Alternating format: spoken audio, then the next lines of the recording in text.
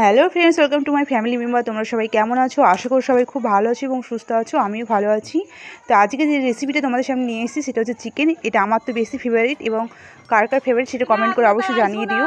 আমি যেভাবে চিকেন রান্না করে থাকি সেটা হচ্ছে যে, দেখো, প্রথমে আমি কড়াইটাকে হালকা গরম করে নিলাম, তারপর তার মধ্যে দিয়ে দিলাম তেলটা অনেকটাই গরম হয়ে গেছে, এবং তেলটা যখন গরম হয়ে গেল আমরা এর মধ্যে ঢেলে দিচ্ছি চিকেন।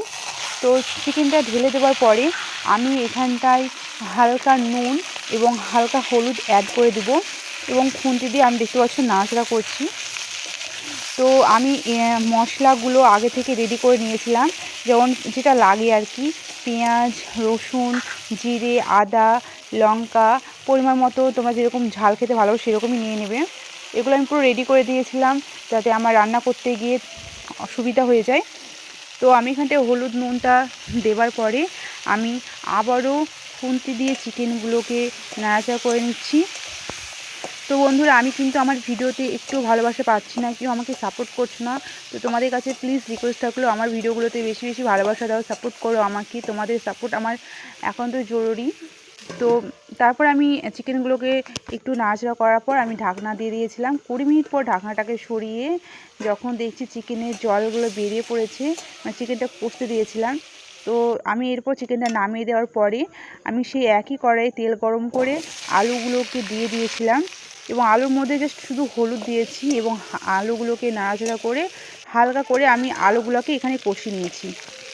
তারপর আলুগুলোকে কিন্তু আমি খুব কড়া করে কষিয়ে হালকা করে কষিয়ে নামিয়ে ফেলেছিলাম। তারপর সেই একই তেলের মধ্যে আমি এখানে 2টো তেজপাতা এবং অল্প করে পাঁচফোড়ন দিয়েছিলাম। যখন সেগুলো হালকা ফুটতে শুরু করেছে আমি তখন এর মধ্যে অ্যাড করে দিই পেঁয়াজ কুচি এবং টমেটো কুচিগুলো দেওয়ার পরে আমি এখানে সমস্ত ধরনের মশলা যেগুলো আমি বেটে রেখেছিলাম সেগুলো কিন্তু আমি এখানটায় দিয়ে দিই।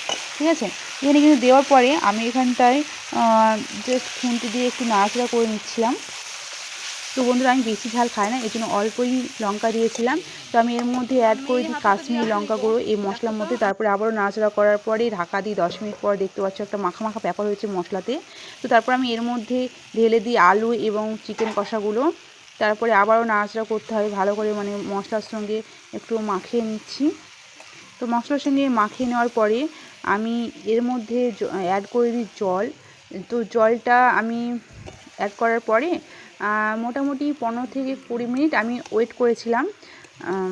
তো যেটা সবথেকে ইম্পর্টেন্ট, আমাদের না খেলে চলবে না, না রান্নাতে দিলে আমাদের রান্নাটা সুন্দর হবে না, সেটা হচ্ছে লবণ। তো আমি জলটা অ্যাড করার পরে আমি যখন রান্নাটা ফুটে গেছে, মানে নামানোর ঠিক 5 মিনিট আগে আমি লবণ এবং হালকা মিট মশলা দিয়ে দিই। তারপরে আমি ঢাকা দিয়েছিলাম। ঢাকা দেওয়ার পরে দেখো আমার রান্নাটা পুরোই কমপ্লিট হয়ে গেছে। একটা খুব সুন্দর একটা লুক এসেছে এবং খেতেও খুব সুন্দর হয়েছিল। তো বন্ধুরা, যে কোথা থেকে তোমরা ভিডিওটা দেখছো অবশ্যই কমেন্ট করে জানিও, আর তোমাদের ভালোবাসা আমাকে এগোতে সাহায্য করবে। তো প্লিজ আমার চ্যানেলটিকে সাবস্ক্রাইব করে পাশে থেকো, লাইক শেয়ার কমেন্ট করতে ভুলো না, এবং দেখা হচ্ছে পরের নেক্সট ভিডিওতে। ততক্ষণে ভালো থাকবে, সুস্থ থাকবে, আর কে কে আমার রান্নাটা খেতে চাও অবশ্যই চলে এসো।